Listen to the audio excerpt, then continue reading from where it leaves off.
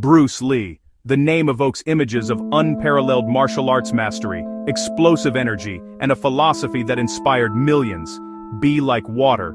But on July 20, 1973, at just 32 years old, this icon was struck down in Hong Kong under circumstances that have puzzled the world for decades.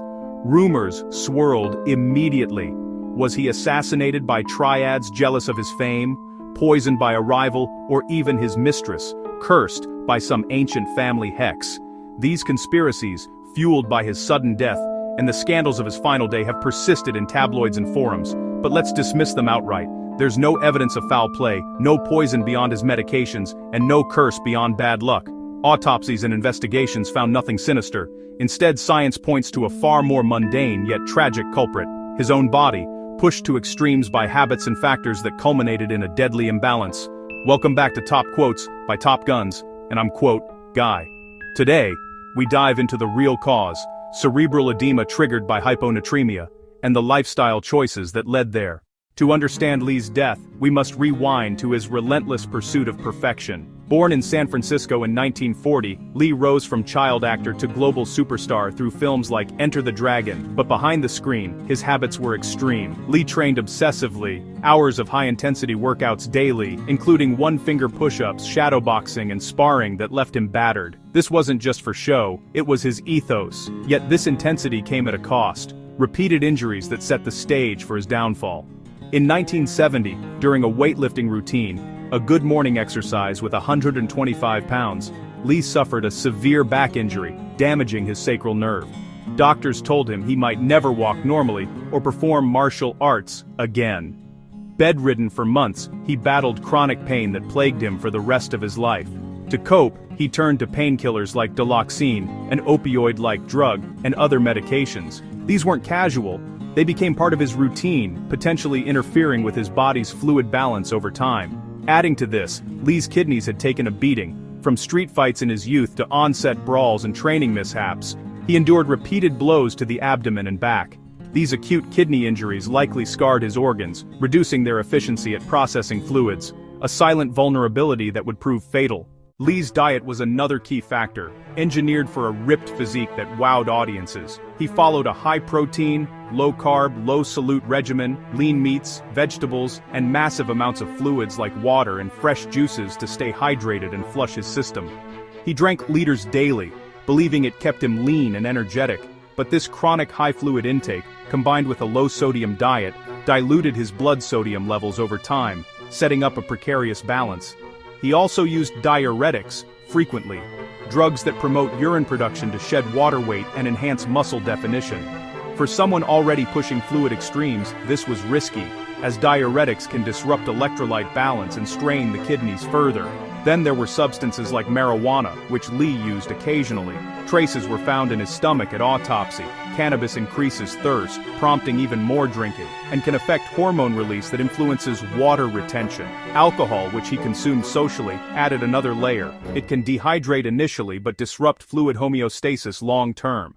These habits converged in a warning shot just months before his death. On May 10, 1973, while dubbing Enter the Dragon in a sweltering Hong Kong studio, Lee felt dizzy, nauseous, and collapsed with seizures and a pounding headache. Rushed to the hospital, doctors diagnosed cerebral edema, pre-standardites, odd brain swelling, and treated it with mannitol, a diuretic to reduce fluid.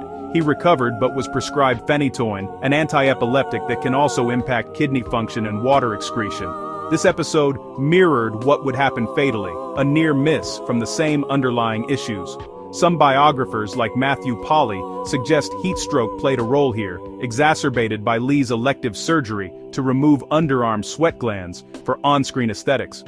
Without proper sweating, overheating could spike body temperature, leading to organ stress and fluid shifts. While plausible, it ties into the broader fluid imbalance narrative.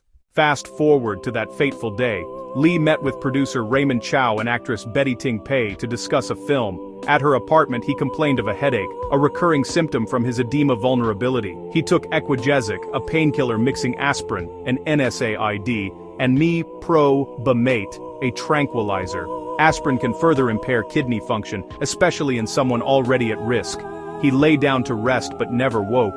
By evening he was in a coma, by night, pronounced dead. Autopsy revealed his brain swollen to 1,575 grams, far above the normal 1,400, from edema.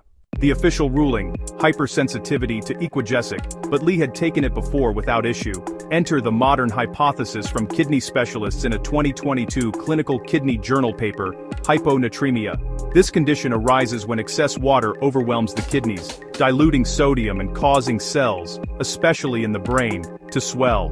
Lee's combo of high fluids, drugs promoting antidiuretic hormone, like opioids and NSAIDs, low-salute diet, marijuana-induced thirst, alcohol, exercise, and prior kidney damage created a perfect storm. He didn't drown in water externally, his body drowned internally. Bruce Lee's death wasn't murder or myth. It was the tragic result of pushing human limits without heeding the body's warnings. His habits, born from dedication, became hazards. Yet, even in tragedy, his words echo with profound acceptance and vitality. He once reflected, "I don't know what is the meaning of death, but I am not afraid to die. I did what I wanted to do, and what I've done with sincerity and to the best of my ability. You can't expect much more from life." And in another note, don't neglect life by worrying about death.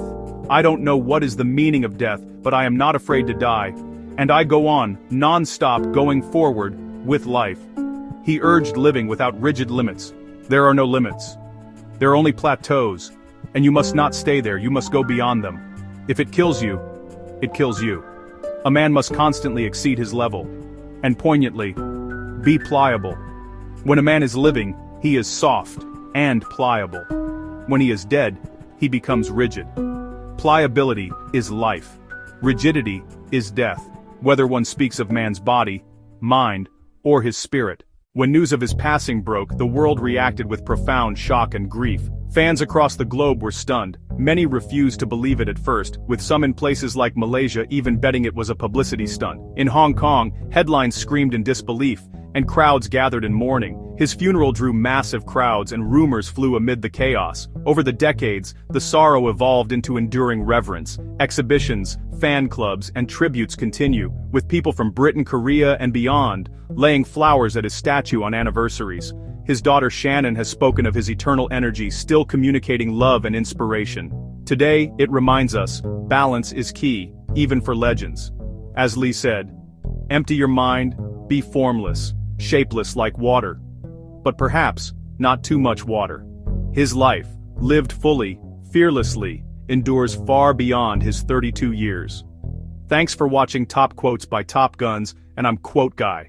Hit that subscribe and like that button to get 1% better every day. Be like Bruce, live fully and fear no death. Carpe diem.